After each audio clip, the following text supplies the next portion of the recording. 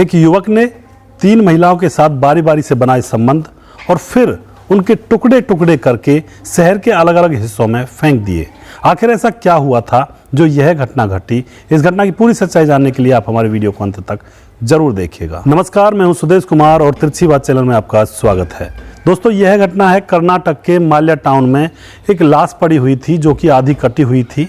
वहां से जब लोग गुजर रहे होते हैं तो लाश के ऊपर उनकी नज़र पड़ जाती है और वह लाश को देखकर तितर बितर हो जाते हैं और एक सुनसान सा माहौल हो जाता है कि शहर के अंदर एक इंसानी जिस्म का टुकड़ा पड़ा हुआ है।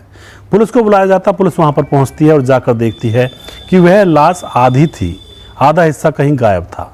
तभी पुलिस वहां पे कार्रवाई कर ही रही होती है।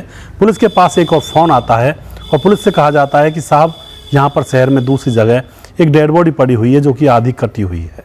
अब पुलिस यह समझती है कि इसी डेड बॉडी का हिस्सा वहाँ पर आधा कटा हुआ पड़ा होगा। पुलिस तुरंत वहाँ पर मौके पर पहुँचती है और वहाँ जाकर देखती है कि वह जो आधा हिस्सा था वह किसी दूसरी औरत का था। ये दोनों लाशें औरत की थी। दोस्तों, अब पुलिस परेशान हो जाती है और पता लगाने में जुट जाती है कि यह कौन है और किसने इनको मार करके फेंका है। तभी पुलिस उनका फ़ोटो वगैरह ले लेती है और उनका अंतिम संस्कार कर दिया जाता है और फिर उन फोटोज़ को गली चौक चौराहों पर, अखबारों में, हर जगह उनको छाप दिया जाता है और फिर पता लगाने की कोशिश की जाती है। लेकिन दोस्तों, यहाँ पर उनकी आइडेंटिटी अच्छे से उनकी आइडेंटिफाई अच्छे से नहीं हो रही थी। तो पुलिस भी परेशान हो जाती है, लेकिन मामला सुलझाना ज़रूरी था कि आखिर कौन ऐसा दरिंदा है, कौन ऐसा हत्यारा है शहर के अंदर जिसने इतनी निर्दयता से 2 औरतों को बीच में से काटकर फेंक दिया। अब दोस्तों, पुलिस उन लड़कियों के घर जाती है जो पिछले कुछ समय में 30 से 35 साल की उम्र में खोई थी। उनके घर जाकर पूछताछ करने लगते हैं और फोटो ले जाते हैं उन डेड बॉडीज़ का। अब वहाँ पर जाकर लोग जब उनको फ़ोटो वगैरह दिखाते हैं तो एक गांव में पुलिस जब किसी घर में उनकी खोई हुई लड़की की फ़ोटो देख रही होती है तो पुलिस को पहचान पड़ जाती है कि इस लाश के कपड़े और उस लड़की ने जो पहन रखे थे कपड़े उस फोटो में वो सेम था। तो पुलिस उनको कहती है कि तुम्हारी लड़की क्या यही है? तो वह पहचान लेते हैं कि हाँ साहब, यह कपड़े हमारी लड़की के हैं और यही हमारी लड़की है। घर वाले रोने लगते हैं और फिर परेशानी खड़ी हो जाती है। अब पुलिस फिर पता लगाने में जुट जाती है कि आखिर ऐसा हुआ क्या था जो इसकी हत्या कर दी गई और दूसरी औरत की भी हत्या हो गई।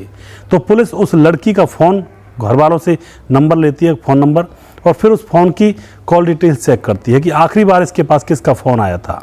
तो पुलिस को पता चलता है कि उसके पास आखिरी बार एक सिंगलिंगम्पा नाम के व्यक्ति का फ़ोन उस लड़की के पास आया था। अब दोस्तों, अब क्या होता है, पुलिस सिंगलिंगम्पा को उठा लेती है और उससे डायरेक्ट सवाल कर देती है कि तुमने उन लड़कियों को क्यों मारा है। वह घबरा जाता है और फिर पुलिस के सामने बताने लगता है। वह बताता है कि मैंने इसलिए मारा है, और वह अपनी हरारत मिटाने के लिए रेड लाइट एरिया में जाया करता है। वहाँ जाकर लड़कियों के साथ रात को वहीं पर सोया करता है और फिर वापस अपने घर आया करता है। तभी उसकी मुलाकात वहाँ पे कोठे पर चंद्रकला नाम की एक लड़की से होती है और वह उसके पास ही रोज़ रोज़ जाने लगता है। चंद्रकला के ऊपर उसको प्यार आ जाता है और चंद्रकला और उसके बीच में प्रेम प्रसंग बनने लगते हैं। अब वो दोनों एक दूसरे के साथ जीना चाहते हैं, एक दूसरे के साथ ही मरना चाहते हैं। दोस्तों, धीरे धीरे समय गुजरता है तो वह बताता है कि मैंने चंद्रकला से पूछा कि आखिर तुम्हें इस धंधे में किसने धकेला या फिर तुम अपनी मर्जी से आई हो। तो चंद्रकला सिंगलिंगम्पा को बताती है कि मैं अपनी मर्जी से इस धंधे में नहीं आई हूँ, मुझे लोगों ने इस धंधे में धकेला है, जिनमें लड़कियां भी हैं और कुछ लोग भी हैं। तो दोस्तों, अब जो सिंगलिंगम्पा होता है वह चंद्रकला से कहता है कि मैं तुम्हारी मौत का बदला ले लूँ तो कैसा रहेगा। चंद्रकला कहती है कि ठीक रहेगा और फिर हम दोनों शादी कर लेंगे। उसके बाद क्या होता है दोस्तों, जो सिंगलिंगम्पा होता है वह चंद्रकला से उस लड़की का फ़ोन नंबर मांगता है जो लड़कियाँ उसको यहाँ पर लाने में शामिल थी।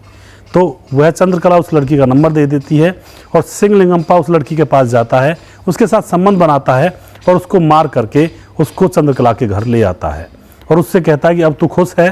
तो चंद्रकला उसकी डेड बॉडी को देखकर खुश हो जाती है। उसके बाद वह उसको मार करके शहर में फेंक देते हैं दोनों जने।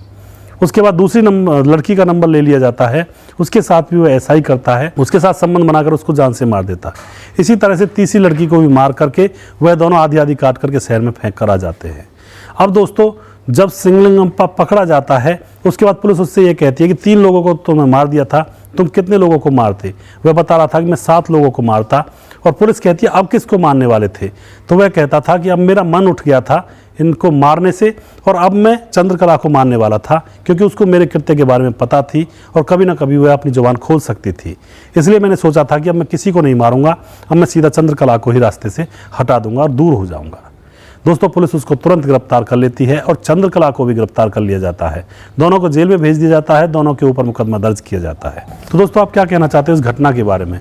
क्या सिंहलिंगप्पा ने सही किया था? अपनी जिन्होंने प्रेमिका को धकेला था इस गंदे काम में, उनको जान से मार दिया, क्या उसने सही किया?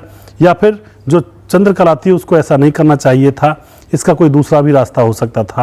आपको किसकी गलती ज़्यादा लगती है, किसकी कम लगती है? अपनी राय कमेंट बॉक्स में लिख सकते हैं।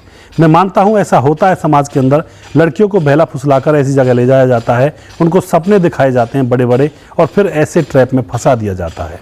फिर वह लड़की निकल भी नहीं सकती है उस ट्रैप से। मैं ये नहीं कहता हूँ उन्होंने सही किया था, उन्होंने भी गलत किया था। तो आप क्या कहना चाहते हैं इस घटना के बारे में? अपनी राय कमेंट बॉक्स में लिख सकते हैं।